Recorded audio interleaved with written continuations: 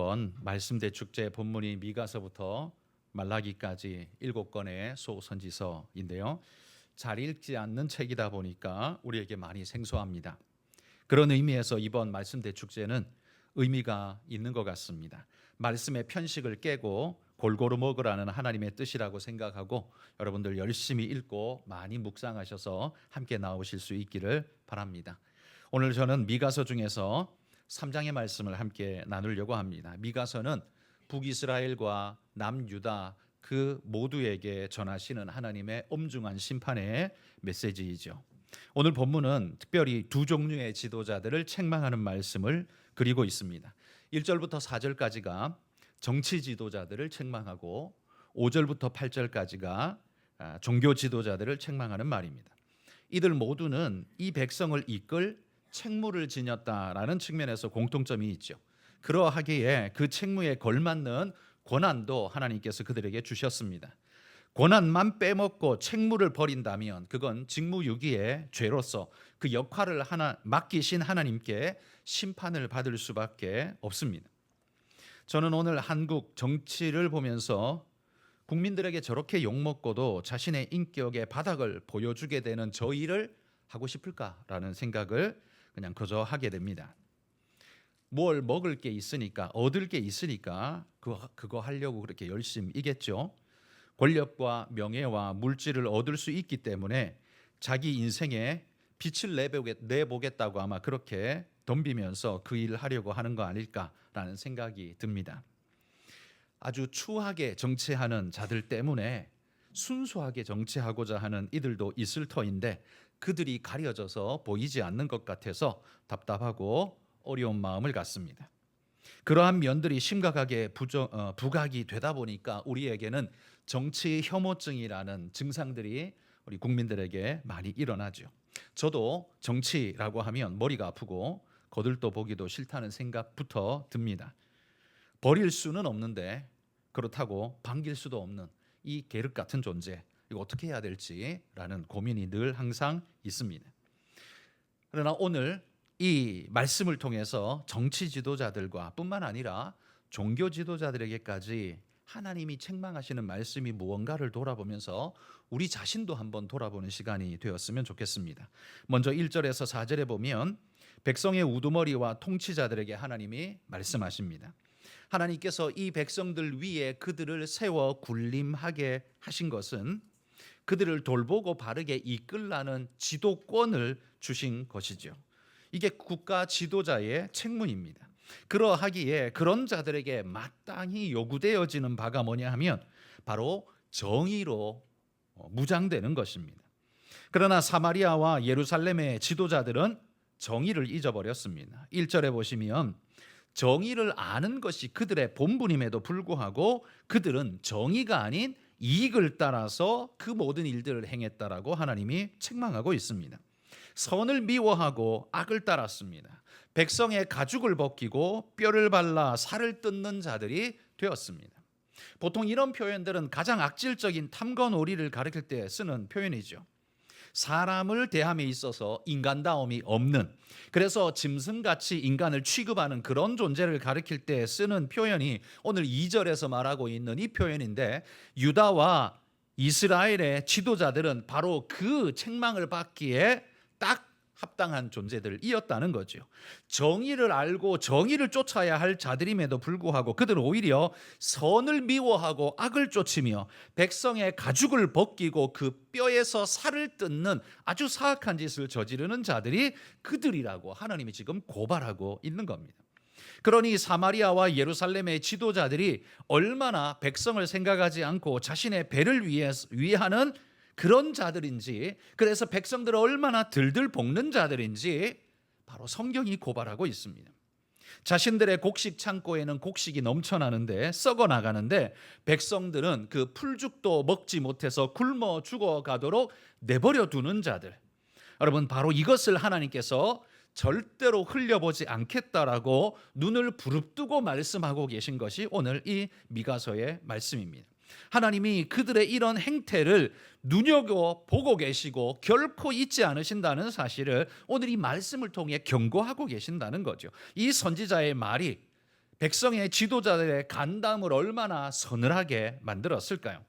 그렇다면 그 말씀을 듣고 자신의 삶을 돌이키고 회개하고 바른 길로 가려고 노력해야 하는데, 남유다나 북이스라엘이나 다 마찬가지로 여전히 이에 물면 평화를 노래하고 물 것이 없으면 전쟁을 선포하는 사악한 자들로 그들은 변모되어졌다라고 오늘 고발하고 있는 겁니다. 또 5절부터 8절에 보면 정치 지도자들만 부패한 게 아닙니다. 종교 지도자들, 대표적으로 선지자들도 부패했습니다. 그래서 그들은 이에 물 것을 넣어주면, 이게 무슨 말입니까? 먹을 걸 주면, 돈을 찔러 주면 그들은 평화를 이야기하지만, 먹을 걸 주지 않으면 전쟁을 선포하며 공포와 두려움을 조장하는 자들이라는 겁니다. 하나님이 말씀하시는 것을 말하는 자들이어야 하는데, 그들은 먹을 것과 재물을 따라서 말하는 자들이 되었다는 거죠. 이런 자들이야말로 가장 하나님의 영광을 가리는 자들 아니겠습니까? 여러분, 정치 지도자들도 그들의 죄에 대한 책무가 막중하고 그 벌이 심각하겠지만, 이 선지자들, 종교 지도자들의 이 죄악은 훨씬 더 무겁다라고 말할 수 있지 않을까요? 이 정치 지도자들은 백성들의 물리적 삶을, 인생을 괴롭게 했다면, 이 종교 지도자들은 백성들의 심리적 그 인생을 괴롭게 하는 그런 존재들이었습니다. 두려움과 심판의 공포를 밀어 넣어서 내놓지 않으면 안 되도록 만드는 그런 자들이었다는 말이죠. 그들의 눈은 하나님을 봐야 함에도 불구하고 하나님을 보는 게 아니라 백성의 주머니를 보고, 그들의 입은 말씀을 담아야 함에도 불구하고 그들의 입은 탐욕을 담고 있는 게 그들의 모습이라고 지금 미가가 지적하고 있습니다. 11절에 보시면 제사장은 삭슬 위하여 교훈한다, 이런 표현을 쓰고 있습니다. 그들의 우두머리들은 뇌물을 위하여 재판하고, 그들의 제사장은 삭슬 위하여 교훈하고, 그들의 선지자는 돈을 위하여 점을 친다라고 이렇게 말하고 있습니다. 백성들이 어디에 소망을 둘 수 있었을까요? 우두머리들도 제사장도 선지자도 하나같이 전부 다 자기 주머니 챙기는 것에 혈안이 되어 있을 뿐, 하나님의 뜻과 정의, 진리에 대해서는 아무 관심도 없는 존재들이 그들 위에 지도자라고 앉아 있으니 이 백성들에게 무슨 소망이 있다라고 말할 수 있을까요? 바로 이런 이들에게 하나님이 대답하고 있습니다. 4절에 보시면 4절과 7절에 똑같은 말씀이, 심판의 말씀이 반복되고 있는데요. 거짓된 종교 지도자들이나 정치 지도자들이나 종교 지도자들에게 한결같이 하나님이 이렇게 심판을 말을 합니다. 부르짖을지라도 내가 응답하지 않겠다. 너희가 나를 향해 부르짖을지라도 내가 절대로 응답하지 않겠다. 여러분, 이건 어떤 의미겠습니까? 부르짖어도 대답 없는 건 어떤 의미예요? 나하고 너하고는 아무 관계가 없다라는 선포입니다. 자식이 울면 부모가 반응하지만 저 옆 나라에 누군가 아이가 우는 건 지금 여기 앉아 있는 나하고는 아무 상관도 없고 보이지도 않고 관계도 없기 때문에 우리에게는 그 울음이 미치지도 않고 들리지도 않습니다. 하나님이 마치 그와 같이 하겠다라는 말이죠. 이 말은 뒤집어서 표현하면 이런 거죠. 누군가가 너를 심각하게 수탈하고 때리고 죽인다 할지라도 나는 아무 관계하지 않겠다. 바로 이 표현과 다를 바 없는 겁니다. 이게 얼마나 무서운 말입니까? 너희가 부르짖을지라도 내가 응답하지 않겠다.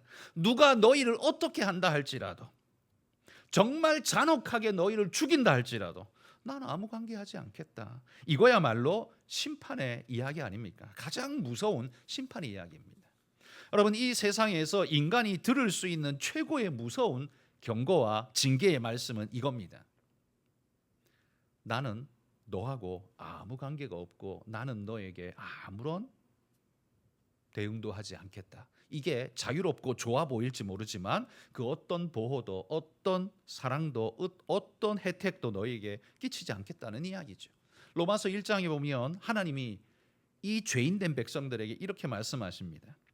그들을 마음의 정욕대로 더러움에 내어버려 두사, 그들을 부끄러운 욕심에 내어버려 두사, 그들을 그 상실한 마음대로 내어버려 두사 하나님이 3번이나 반복적으로 이 땅에 범죄한 인생들을 하나님이 내버리셨다라는 사실을 강조합니다. 이게 얼마나 무서운 말입니까?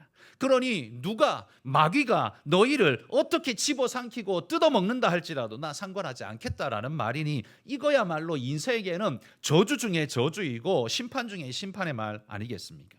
그러면서 로마서 1장 32절에는 이렇게 결론으로 이야기합니다. 같이 한번 읽어봅시다.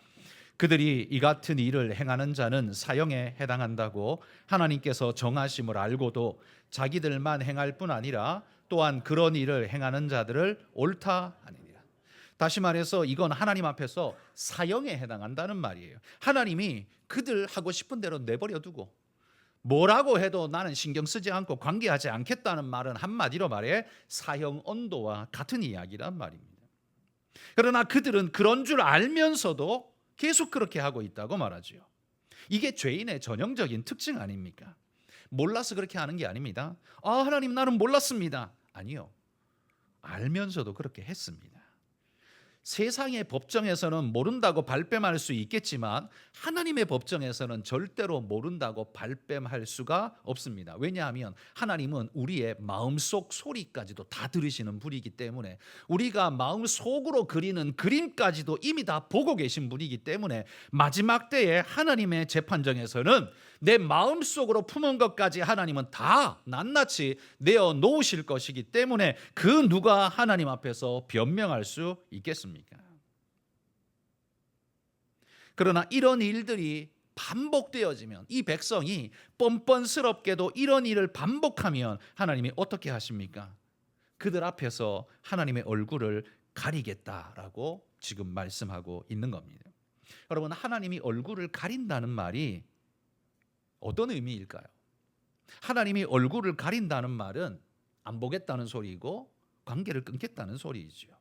멀리 하겠다는 소리이고 그들에게 당신을 더 이상 나타내지 않겠다는 표현입니다.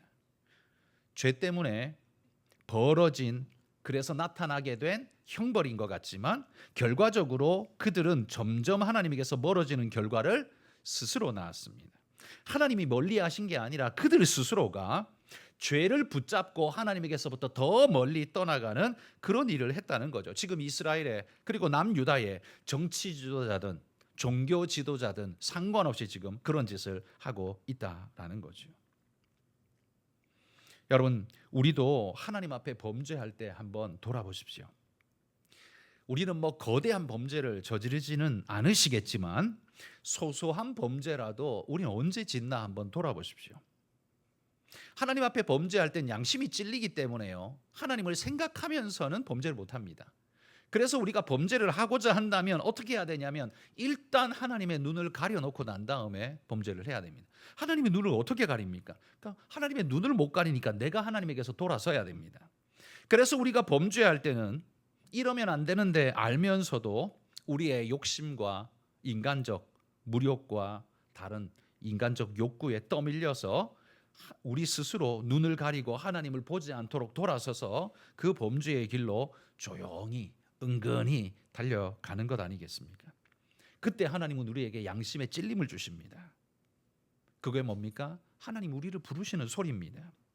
그런데 그 죄 속에서 유익을 나름대로 이익을 한 번, 두 번 얻어 먹다 보면 점점 이 양심에 하나님의 음성은 들리지 않고 양심은 화인 맞은 것처럼 딱딱하고 굳어져서 더 이상 하나님의 부르심이 들리지 않습니다. 그렇게 될 때 인생이 어떻게 되는 줄 아십니까? 6절 말씀에 보면 이렇게 말합니다. 그러므로 너희가 밤을 만나리니. 밤을 만나게 될 거라고 말합니다. 밤이 뭡니까? 깜깜하여서 보이지 않는, 동서사방이 분간되지 않는 그게 밤입니다.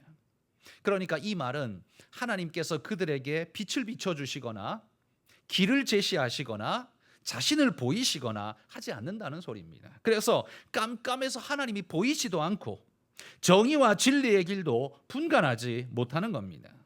자신의 악한 행위가 어두움 속에 오히려 감춰져서 더 자유롭게 지어도 되겠네라는 생각도 하지만 한편에서는 점점 어두움 속에 빠져들어가고 있는 자신을 볼 수밖에 없는 겁니다. 그렇게 되면 결과적으로 어떻게 됩니까? 하나님을 감각하는 우리의 감각이 무뎌지면서 계속해서 둔감해집니다. 여러분, 예배하는 일들을 조금 멀리 해보신 적 있습니까? 아마 여러분도 신앙생활 수십 년 해오시면서 분명히 그런 경험 해보셨을 겁니다. 교회를 빠진 적은 없는데 하나님에 대한 예배에 대한 거리감을 좀 멀찍이 두고 지냈던 시절이 분명히 있으실 겁니다. 왜냐하면 신앙은 사이클이 있거든요. 등락이 있어서 좋을 때는 하나님께 밀착되어서 딱 들러붙어서 그냥 안고 있지만 우리가 나쁠 때는요 멀찍이 떨어져서 하나님에게서 가급적이면 멀리 있으려고. 그러나 교회를 안 갈 수는 없고 가기는 가는데 저 멀찍이 떨어져 있는 그런 모습 여러분 우리가 경험하지 않습니까? 그때 어떻던가요? 마음이 편안하고 따뜻하고 그렇던가요? 처음에는 찔립니다. 처음에는 찔리지만 나름대로 편리함도 있습니다. 뭐 그냥 봉사도 안 해도 되고 그다음에 뭐 부담스러운 뭐 기도회 참석 그런 것도 안 해도 되고 여러 가지 일들에 나름대로의 인간적으로 유익을 얻기도 합니다. 그렇지만 그 길을 하루 이틀 자꾸 가다 보면 어떻게 해요? 나중에는 하나님이 언제 날 만나셨는지도 잘 모르는 둔감한 상태가 점점 되어지다 보면 영적인 사람은요 그때 두려움을 덜컥 느끼게 되죠. 두려움을 느끼면서 다시 하나님께 돌아가려는 발버둥을 하게 됩니다. 그러나 영적이지 못한 사람은 어떻게 해요? 그냥 그대로 계속해서 떨어져 나가게 되는 것이죠. 여러분 우리에게 밤이 왜 찾아옵니까? 그러므로 너희가 밤을 만나리니 왜 만납니까? 우리가 밤을 만나는 이유는요 말씀을 버리고 은근히 죄를 따랐기 때문에 우리에게 밤이 옵니다. 꼭 대단한 죄를 지어서가 아닙니다. 은근히 죄를 짓고 말씀을 슬쩍이 흘려버리고 그리고 고개를 살짝 돌리고 그것이 익숙해지다 보면 우리는 밤을 만나게 됩니다. 영이 죽고 육이 지배하는 나를 발견하게 된다는 거죠. 하늘 감각은 무디어지고 육적인 필요만 더 강하게 느끼는 그런 나를 만나게 된다는 겁니다. 그러므로 여러분 하나님의 심판이 우리에게 주어지는 날 그때 우리에게 나타나는 하나님의 심판의 단계가 있습니다. 먼저는 하나님의 외면과 거절이 주어집니다. 이걸 방금 6절의 말씀의 표현으로 빌리자면 밤을 만나는 겁니다. 하나님이 멀찍이 떨어지시는 거죠. 외면과 거절을 만납니다. 사실 그건 하나님이 멀리한 게 아니라 그들이 죄로 말미암아 죄 따라서 멀리 가버린 거죠. 사울 왕이 하나님 앞에서 멀찍이 떠나갈 때 어떤 일이 벌어졌습니까? 하나님이 우림으로도 둠밈으로도 꿈으로도 환상으로도 만나주지 않았습니다. 이게 심판의 전조 첫 번째 증상이죠. 그리고 두 번째는요. 내 삶에 점점 그렇게 되다 보면 내 삶에 무질서가 자리를 잡게 됩니다. 사울의 삶을 보십시오. 사울이 하나님을 떠나고 난 다음에 무엇이 그를 덮칩니까? 악신이 덮쳐서 그때부터 정신이 혼미해지고 마음이 어지럽혀지고 인생이 정리가 되지가 않습니다. 어떤 때는 다윗아 내 아들아 그러다가 돌아서서 창 던지고 그를 죽이려고 덤비는 완전 정신착란증에 걸린 사람 같은 모습을 보이는 게 그게 죄의 모습이라는 거죠. 그러니까 삶이 무질서하고요. 죄에 빠지면 그런 일이 나타나게 되는 겁니다. 이 무질서와 혼돈에 빠진 나는 그때부터 어떻게 해요? 외부적인 공격을 막아낼 힘이 없습니다. 그래서 외적 침노, 대적의 침노, 사탄의 공격 무엇이든 막아낼 힘이 없습니다. 그래서 결국 어떻게 돼요? 결국 무너지는 겁니다. 하나님이 굳이 우리를 공격해서 무너뜨리지 않으셔도요. 지가 알아서 무너져요. 왜? 죄가 그렇게 만든다니까요. 그러니까 꼭 하나님이 우리를 못살게 굴고 우리를 괴롭히고 막 짓밟고 하나님이 심판하고 여러분 하나님을 그렇게 나쁜 분으로 만드시면 안 돼요. 하나님이 그렇게 하지 않아도요. 자기가 알아서 스스로 죄에 빠져서 그렇게 무너져 갑니다. 그게 죄의 결과라는 말이에요. 하나님은 계속 부르고 계시는데 그는 계속 고개 돌리고 뒤로 가면서 사울 왕 같은 모습을 계속 보이는 거 그게 심판받을 자의 모습이라는 말입니다. 로마 제국이 멸망한 것도 사실 그것 아닙니까? 로마 제국이 어디 땅덩어리가 모자라서 군사력이 모자라서 망했습니까? 아니요. 내부에서부터 썩어 들어가서 결국 망했습니다. 인생의 무너짐도 마찬가지 아닙니까?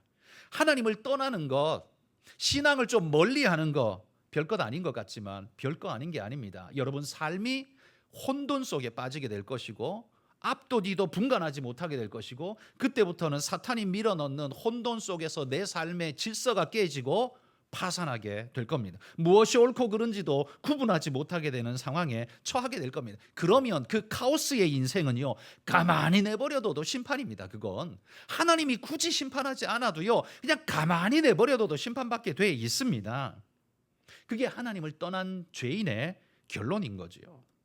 그렇게 인생의 댐이 무너진 자는요, 반드시 수몰되어지게 되어 있습니다. 인생이 휩쓸려 홍수가 나게 마련이라는 말이에요. 그것을 오늘 하나님께서는요 12절에 한번 보십시오. 12절에 보면 이러므로 너희로 말미암아 시온은 갈아엎은 밭이 되고 예루살렘은 무더기가 되고 성전의 산은 수풀의 높은 곳이 되리라. 여러분 여기 시온, 예루살렘, 성전산 이거 다 같은 소리입니다. 다 같은 이야기예요. 시온산에 성전이 있었고 그 성전이 예루살렘에 있었고 결국 거기가 거기고 거기가 거기예요. 그러니까 이 반복은 뭘 말하냐면 하나님의 강조를 말하는 겁니다. 똑같은 걸 다른 단어를 사용해서 계속 말하는 건 그건 강조형이거든요. 어떻게 해요? 갈아엎은 밭이 되고 뒤집어 엎어지고 무더기가 되고 수풀의 높은 곳이 되고 그냥 수풀이 우거진 그런 곳이 되고 한마디로 말해서 황폐한 곳이 될 거라는 저주의 선포입니다. 우두머리들이 그리고 선지자들이 이에 물면 평화를 이야기하고 먹을 걸 주지 않으면 전쟁을 선포하는 그들은 잘 되고 배부르고 윤기나고 잘 되느냐? 아니요. 갈아엎은 밭이 되고 무더기가 되고 수풀의 높은 것이 되어서 사람이 살 수 없는 황폐 그 자체가 될 거라고 하나님이 지금 심판하고 계신다는 말입니다. 자, 저는 앞에서 정치인들에 대한 그리고 여기 종교 지도자들에 대한 이야기를 했습니다. 정치인들에 대해서는 마음이 무너지는 마음을 요즘 우리가 참 많이 갖게 되죠. 뭐 언제 정치인을 보고 우리 마음에 기대를 가졌는지는 생각도 안 납니다만 2025년 오늘 제가 보는 정치판은 엉뚱한 짓이나 하다가 패망하거나 나라를 수렁으로 몰고 가는 황폐의 끝판을 보는 것 아닌가라는 생각을 계속합니다. 뭐 이전도 마찬가지고 지금도 마찬가지고 그놈이 그놈이고 그놈이 그놈이다라는 생각밖에는 더 이상 들지가 않습니다. 그러나 저는 이 말씀을 정치인들을 향해서 오늘 하고 싶은 것이 아닙니다. 여러분의 인생은 어떻습니까? 모든 것이 뒤집어지고 무질서하지는 않으십니까? 수풀의 우거짐 같이 앞이 보이지 않는 깜깜함 속에 갇혀 있지는 않으십니까? 인생의 무질서와 황폐는 하나님을 멀리하고 떠남에서 비롯되는 경우가 많습니다. 물론 모든 상황이 그러하다라고 회귀라 할 수는 없습니다만 그렇기 때문에 여러분 우리가 뭐 정치인 남을 보지 말고요. 우리 자신은 오늘 이 말씀에 빗대어서 한번 함께 돌아볼 수 있기를 바랍니다.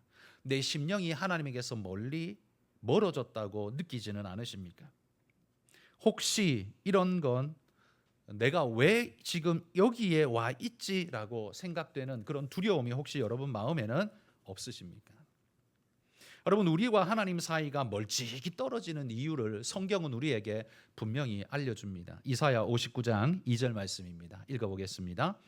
오직 너희 죄악이 너희와 너희 하나님 사이를 갈라놓았고 너희 죄가 그의 얼굴을 가리어서 너희에게서 듣지 않으시게 함이니라. 여러분 하나님과 우리 사이가 멀어지는 유일한 이유가 뭐라고요? 죄 때문이라고요. 죄 때문이라고 말합니다. 하나님이 왜 고개를 돌리십니까? 그건 죄가 우리를 갈라놓고 죄가 얼굴을 가리시며 죄가 하나님이 듣지 않으시게 만든다라고 이야기를 하고 있습니다. 오늘 1절과 5절에 나오는 오늘 심판의 대상이 되는 정치 지도자들과 종교 지도자들, 저는 이 두 부류를 오늘 우리 개인에게 한번 적용해 보고 싶습니다. 이 정치 지도자들을 여러분의 이성 머리에다가 한번 비유해 보십시오. 그리고 여기 나오는 종교 지도자들을 여러분의 영성, 여러분의 심장에다가 한번 비유를 해보십시오. 여러분의 머리는 여러분을 건강하고 하나님의 바른 뜻으로 생각하고 이끌어가고 있습니까? 아니면 계산이 너무 빨라서 하나님하고 상관없이 저 인간적인 대로 돈 되는 대로 하나님이 뭐라고 말해도 상관없이 저 하나님과 반대편으로 우리를 막 몰고 가고 있지는 않습니까? 하나님께서 정치인만 책망하시는 게 아닙니다. 나를 이끌고 있는 내 머릿속에 지도자라고 할 수 있는 내 생각, 내 이성, 그것에 대해서도 우리가 같이 한번 돌아보자는 겁니다. 내 이성과 내 영성은 제대로 된 작동을 하고 있습니까? 혹시 이에 물 것이 있으면 하나님 믿어주고 먹을 게 없으면 하나님이 나한테 뭐 주는 게 없는 것 같으면 하나님 버리시지 않습니까? 만약 내 이성이 세상의 유혹에 미혹되어서 참된 정의를 말하고 있지 않다면 오늘 1절에서 4절에 나오는 정치 지도자들에 대한 하나님의 심판 이야기는 곧 나를 향한 말씀 아닐까요?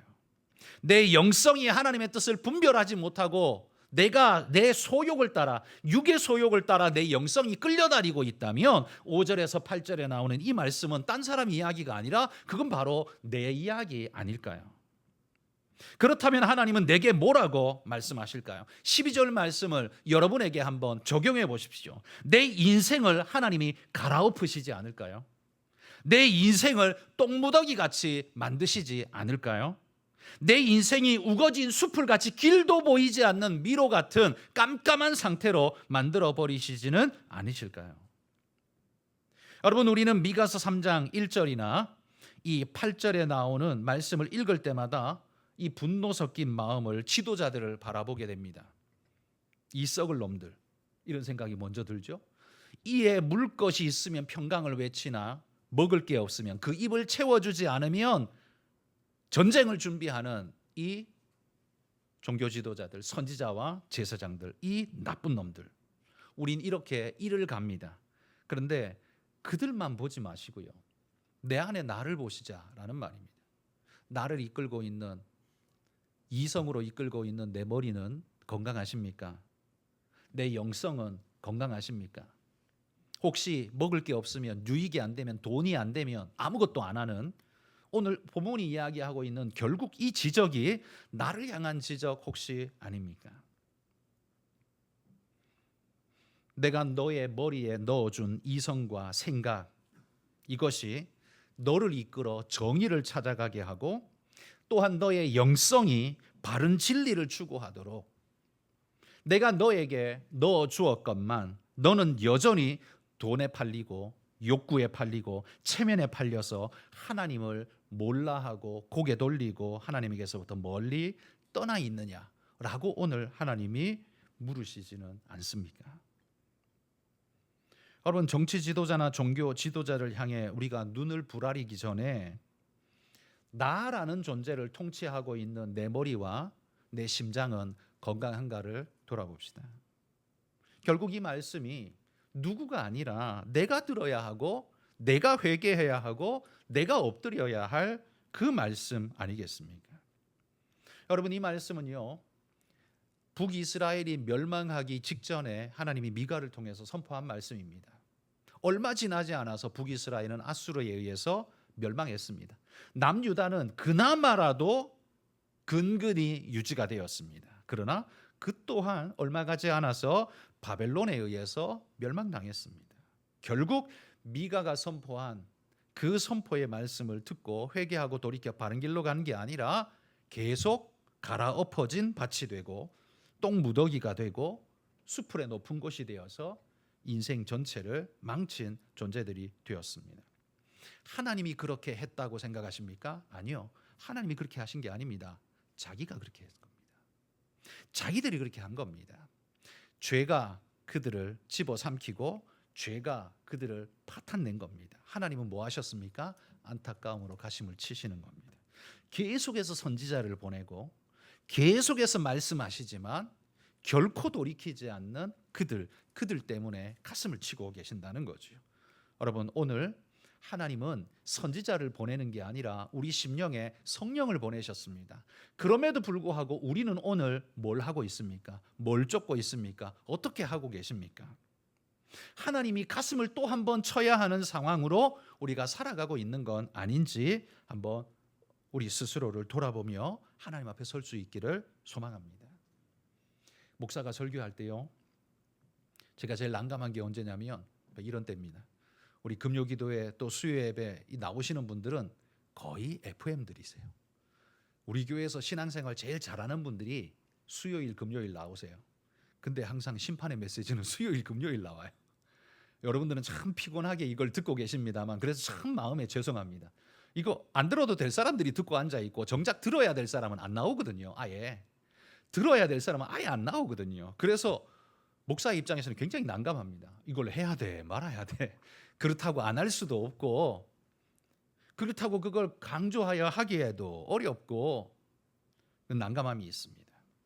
그렇다고 또 주일날 대예배 시간에 이런 거 쏟아내면 이것도 대예배만 나오는 연약한 인생들이 상처받고 또 깨질까 봐 이 목사의 마음에, 연약한 마음에 이게 또 하기가 또 쉽지가 않은, 그러다 보니까 어떻게 해요?